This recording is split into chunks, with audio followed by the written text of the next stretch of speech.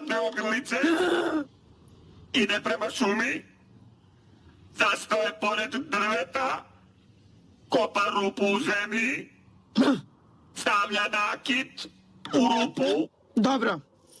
Svi ovamo. Prvo ću da uzmem nakit.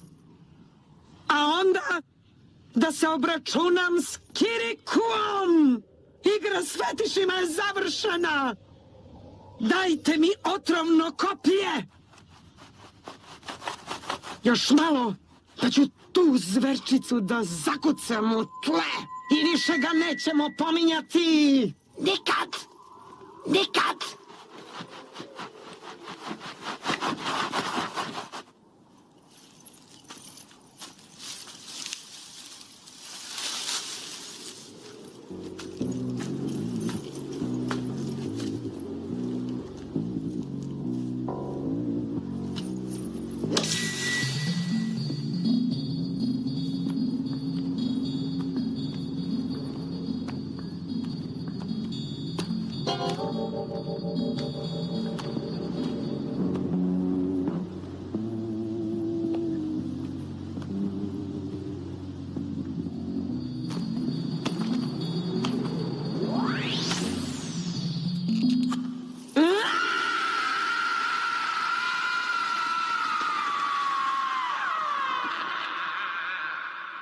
Kiriku!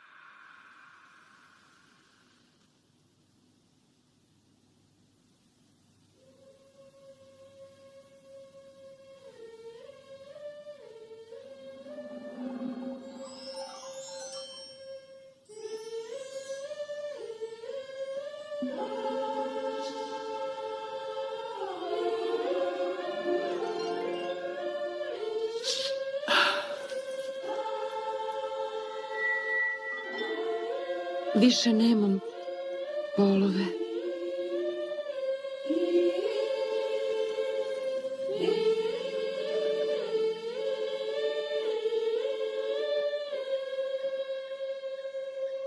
Ne boli me. Tako je čudno kad više ne patiš. Više nemam polove. Slobodna sam. Veštice i njene moći su nestali. Utoliko gore, utoliko bolje. Ponovo sam to ja. Kiriku, ti si me spasao. Hvala ti. Kako da ti se zahvalim?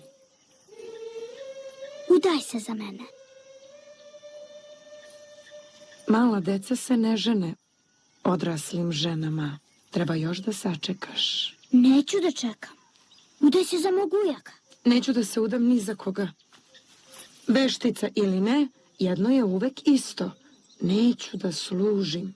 Ako budeš moja žena, nećeš biti sluškinja. Tako kažu svi muškarci pre braka. Ja nisam kao drugi.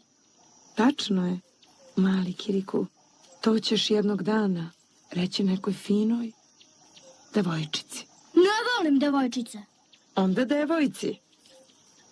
I ona će biti srećnica. Hoćeš li da spustiš svoje usne na moje? Ali dobro, hoću.